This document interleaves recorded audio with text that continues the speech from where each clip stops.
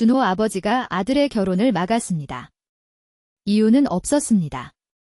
아들이 무릎을 꿇고 물었습니다. 어머니에게도 매달렸습니다. 돌아온 대답은 단 하나였습니다. 그냥 반대야. 차갑고 단호한 한마디였습니다. 준호는 이해할 수 없었습니다. 3년을 사귄 여자였습니다. 반지까지 끼워줬습니다. 그런데 아버지는 고개를 저었습니다. 눈도 마주치지 않으면서. 이상한 것은 아버지의 손이었습니다.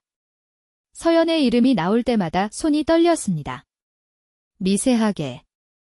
그러나 분명하게. 어머니는 그 이름을 듣는 순간 눈을 감았습니다. 두 사람만 알고 있는 비밀이 있었습니다. 30년 된 비밀이었습니다. 그 비밀이 드러나는 날. 준호와 서연의 사랑은 산산이 부서졌습니다.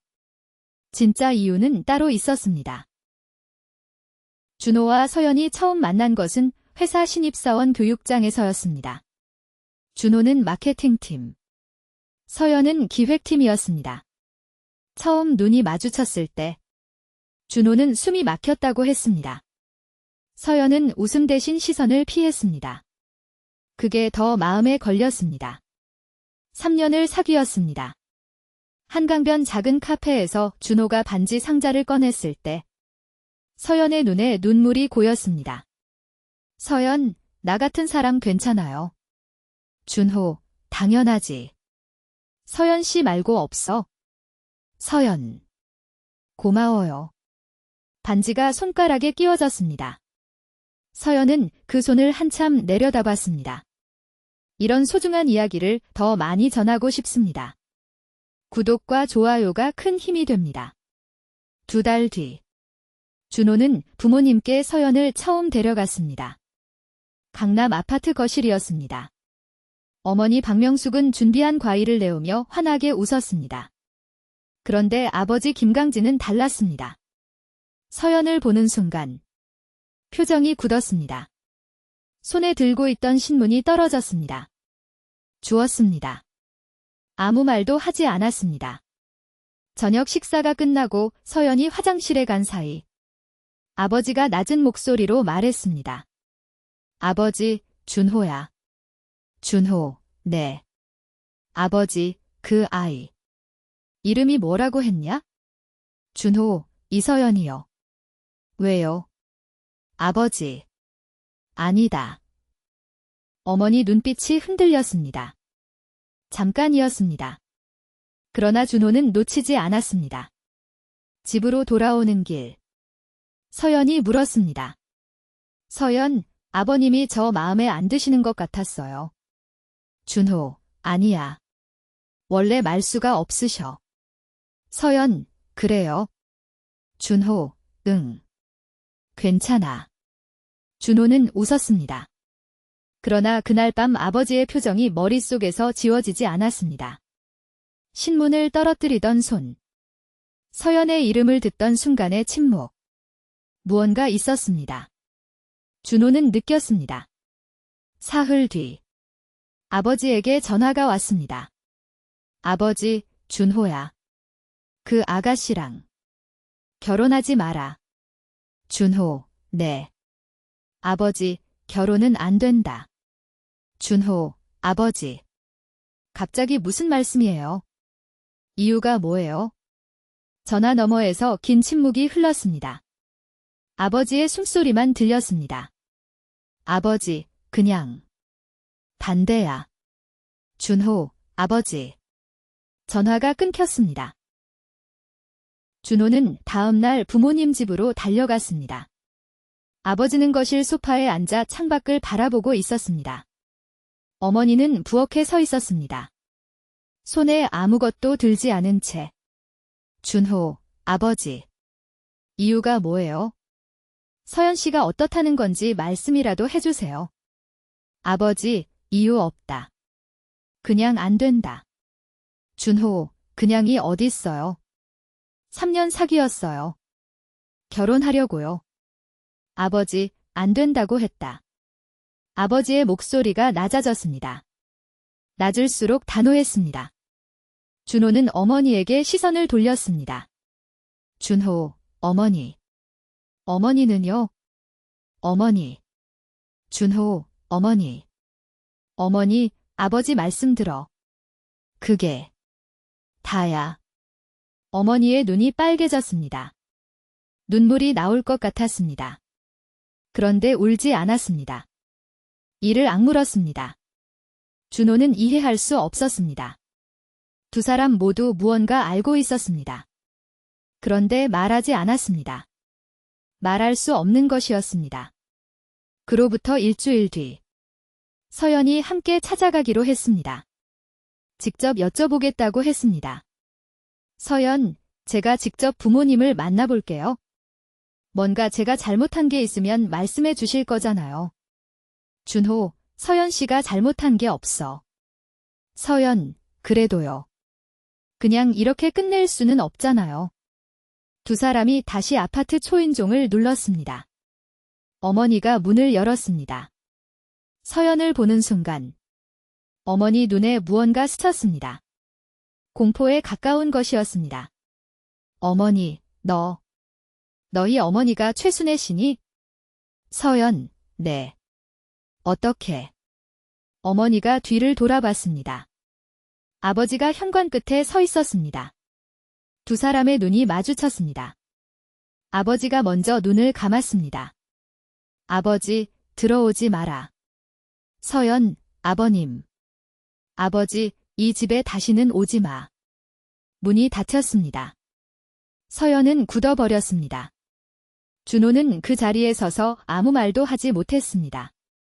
엘리베이터 안에서 서연이 떨리는 목소리로 말했습니다. 서연, 아버님이 우리 엄마 이름을 어떻게 아셨을까요? 준호. 서연, 준호 씨. 준호, 나도 몰라. 처음 봤는데. 그것이 시작이었습니다. 작은 의문이었습니다. 그러나 그 의문이 모든 것을 바꿨습니다. 서연은 그날 밤 어머니 최순희에게 전화했습니다. 경기도 수원의 작은 빌라에 혼자 사는 어머니였습니다. 서연의 아버지는 서연이 5살 때 세상을 떠났습니다. 이후 어머니는 재혼하지 않았습니다. 서연, 엄마. 나야. 어머니, 응. 왜? 늦은 시간에. 서연, 엄마. 준호 씨 아버지 이름이 김강진이야. 혹시 알아? 전화기 너머가 조용해졌습니다. 서연은 기다렸습니다. 어머니. 어디서 들었어? 서연, 그럼 알아? 어떻게 알아?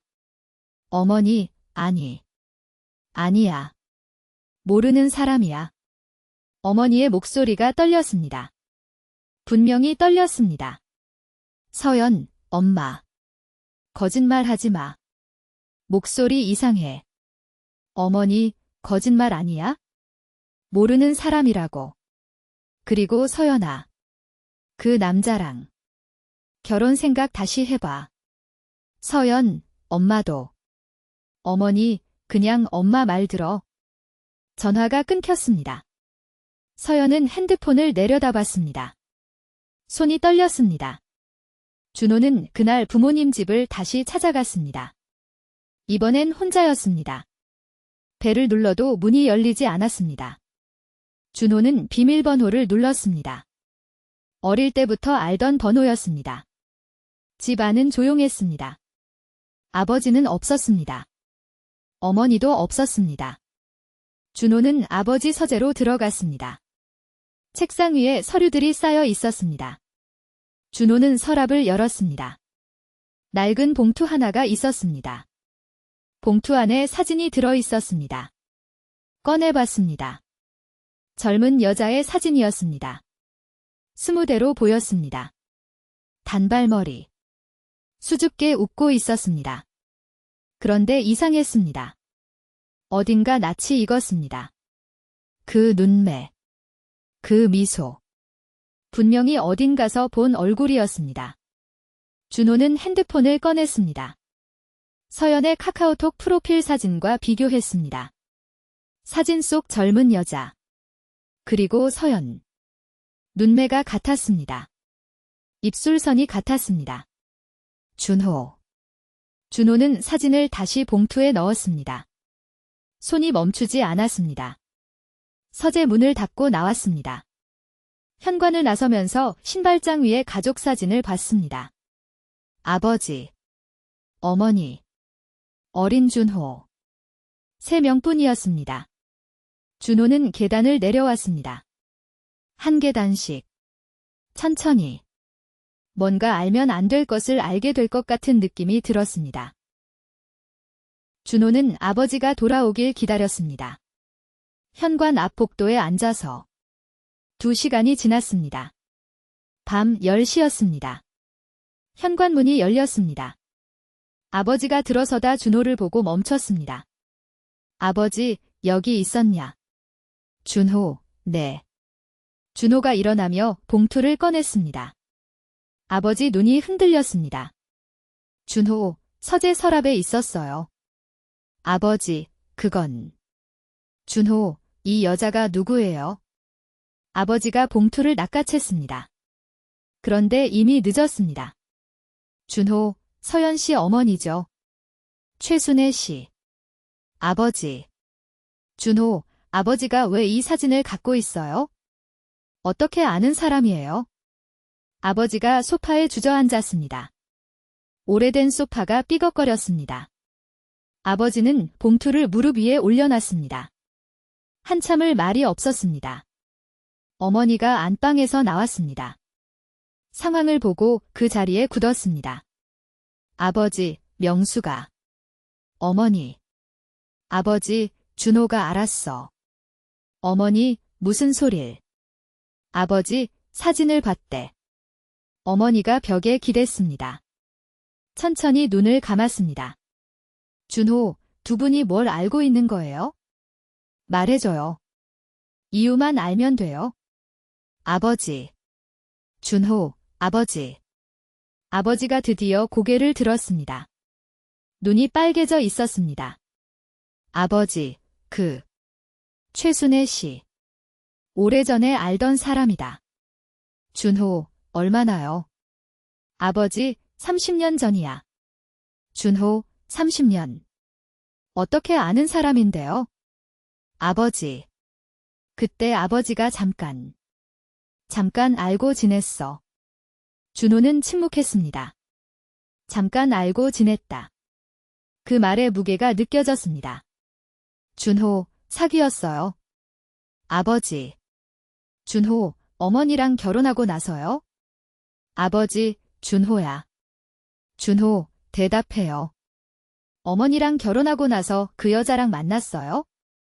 아버지가 눈을 감았습니다. 어머니가 손으로 입을 막았습니다. 그것으로 충분했습니다. 준호. 거실이 조용해졌습니다. 냉장고 소리만 들렸습니다. 준호, 그래서 결혼을 반대한 거예요? 그 여자 딸이라서요? 아버지, 준호야. 그것만이 아니야. 준호, 그럼 뭐가 더 있어요? 아버지는 대답하지 않았습니다. 어머니는 울고 있었습니다. 소리 없이. 준호는 그날 밤 잠을 자지 못했습니다.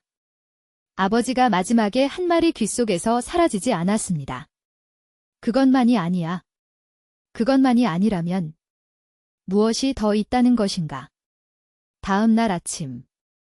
아버지가 준호를 불렀습니다. 서재로 오라고 했습니다. 어머니는 거실에 있었습니다. 들어오지 않았습니다. 아버지, 앉아라. 준호. 아버지가 할 말이 있다. 아버지가 서랍에서 봉투 하나를 더 꺼냈습니다. 사진이 든 봉투가 아니었습니다. 서류였습니다. 준호, 이게 뭐예요? 아버지, DNA 검사 결과야. 준호. 아버지, 올해 초에 했다. 알아야 했으니까. 준호의 손이 멈췄습니다. 준호, 누구 거예요? 아버지 것. 그리고 서연이 것. 준호, 어떻게 서연 씨 것을? 어떻게 채취했어요? 아버지, 작년에 너희 집에 갔을 때 서연이 쓰던 컵이 있었다. 그걸로 했다. 준호는 서류를 펼쳤습니다. 숫자들이 보였습니다. 퍼센트들이 보였습니다. 맨 아래 줄에 결과가 있었습니다. 생물학적 부녀관계 일치율 99, 97%. 준호, 이게 무슨 말이에요? 아버지. 준호, 아버지. 아버지, 서연이가. 아버지 딸이야. 말이 방 안에서 울렸습니다. 준호는 들었습니다. 그런데 뇌가 받아들이지 못했습니다. 준호, 그게 무슨... 그러면 서연 씨랑 나는? 아버지, 남매다. 이복남매. 준호. 준호가 서류를 테이블 위에 내려놨습니다. 천천히. 그리고 의자에서 일어났습니다. 아버지를 봤습니다. 아버지는 고개를 들지 못했습니다. 준호, 서연 씨는 알아요? 아버지, 모른다. 순희 씨도 모를 수 있어? 아버지만 알고 있었어. 준호, 왜 말 안 했어요? 처음부터 왜 말을 못했어? 아버지, 어떻게 말을 해? 어떻게? 준호, 그래서 그냥 반대만 한 거예요? 이유도 못 말하고. 준호의 목소리가 갈라졌습니다. 눈물이 나려는 걸 억눌렀습니다. 준호, 서연 씨는 아무 잘못이 없어요. 저도 아무 잘못이 없고. 그런데 왜 우리가 이래야 해요? 준호는 서연을 만났습니다. 두 사람이 자주 가던 한강 벤치였습니다. 겨울 끝이었습니다. 바람이 불었습니다. 서연이 먼저 왔습니다. 준호의 얼굴을 보고 표정이 굳었습니다. 서연, 왜 그래요? 무슨 일이에요? 준호, 서연 씨. 앉아봐요. 서연. 준호는 서류를 꺼내지 않았습니다. 말로만 했습니다. 천천히. 처음부터. 30년 전 이야기부터. 서연은 듣는 내내 아무 말도 하지 않았습니다. 눈을 깜빡이지도 않았습니다. 바람이 머리카락을 흩어놓았습니다. 서연은 손으로 머리를 쓸지도 않았습니다. 준호. 그래서 아버지가 결혼을 반대한 거야? 이유가 이거였어. 서연의 입술이 떨렸습니다. 서연, 그게 사실이에요. 준호, DNA 검사 결과가 있어? 서연. 준호, 서연 씨. 미안해. 서연, 왜 당신이 미안해요? 준호, 그냥. 미안해. 서연이 자리에서 일어났습니다. 강물을 바라봤습니다. 서연, 우리 엄마가 알았을까요? 준호, 모르겠어. 서연, 그 사람이 결혼한 남자인 줄은 알았겠죠. 준호. 서연, 근데 아이까지 낳았네.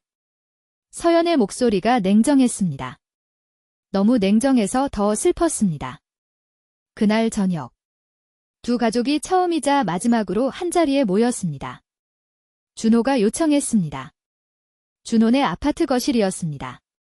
최순희는 김강진을 마주하는 순간 손가락 사이로 핸드백 끈을 쥐었습니다. 30년이었습니다. 최순애. 오랜만이네요. 김강진. 그래요. 최순희가 딸을 봤습니다. 서연은 어머니를 봤습니다. 서연, 알고 있었어요. 최순애. 서연, 엄마. 최순애. 임신한 건 혼자 알았어. 그이한테 알리지 않았어. 헤어진 다음에 알았으니까. 서연, 그러면 내 아버지가 처음부터 이 사람인 걸 알았다는 거야? 최순애, 서연아. 서연, 왜 말 안 했어? 나한테 왜 평생 말을 안 했어? 최순희가 무너졌습니다. 소파 앞에서 그대로 바닥에 앉아버렸습니다. 최순애, 미안해. 미안해. 서연아. 서연은 어머니를 안지 않았습니다. 그냥 서 있었습니다. 한참을. 이별은 말이 많지 않았습니다. 서연이 마지막으로 준호에게 연락한 건 그로부터 일주일 뒤였습니다. 문자 메시지 하나였습니다. 반지 돌려줄게요. 주소 알려줘요. 준호가 답했습니다. 주소를 보냈습니다. 직접 만나자고는 하지 않았습니다. 서연도 요청하지 않았습니다. 사흘 뒤 택배가 왔습니다. 작은 상자였습니다. 반지 외에 아무것도 없었습니다. 편지도 없었습니다. 준호는 반지를 한참 들여다봤습니다. 서연의 손에 끼워졌던 반지였습니다. 한강 카페에서. 그날, 나 같은 사람 괜찮아요? 라고 물었던 서연의 목소리가 들렸습니다. 준호. 준호는 반지를 상자에 다시 넣었습니다. 서랍 깊숙이 넣었습니다. 아버지 김강진은 그 해봄 갑자기 늙었습니다. 머리가 하얗게 새었습니다. 병원에서 고혈압 판정을 받았습니다. 어머니 박명숙은 아무 말도 하지 않았습니다. 병원 동행도 하지 않았습니다. 두 사람은 같은 집에 살았지만 같은 공간에 있는 시간이 줄어들었습니다. 최순희는 수원 빌라를 정리했습니다. 어디로 갔는지 서연도 처음엔 몰랐습니다. 서연은 회사에 사직서를 냈습니다. 마케팅팀 준호와 같은 건물에 있을 수 없었습니다. 새 직장을 구했습니다. 제주도였습니다. 떠나기 전날 밤, 서연이 혼자 한강에 갔습니다. 두 사람이 자주 앉던 벤치였습니다. 오래 앉아 있었습니다. 봄바람이 불었습니다. 차가웠습니다. 준호는 서연이 떠난다는 걸 몰랐습니다. 알았어도 가지 말라고 하지 못했을 겁니다. 30년 전, 한 남자가 잘못 든 길 하나가 있었습니다. 비밀로 묻었습니다. 그 비밀은 30년을 살아서 두 사람의 사랑 위로 돌아왔습니다. 두 사람은 아무 잘못이 없었습니다. 그게 더 잔인했습니다. 서연의 마지막 문자가 한 통 더 왔습니다. 제주 도착 당일이었습니다. 잘 지내요. 당신은 잘못 없어요. 준호는 그 문자를 읽고 핸드폰을 내려놨습니다. 창밖을 봤습니다. 하늘이 맑았습니다. 너무 맑아서 눈이 아팠습니다.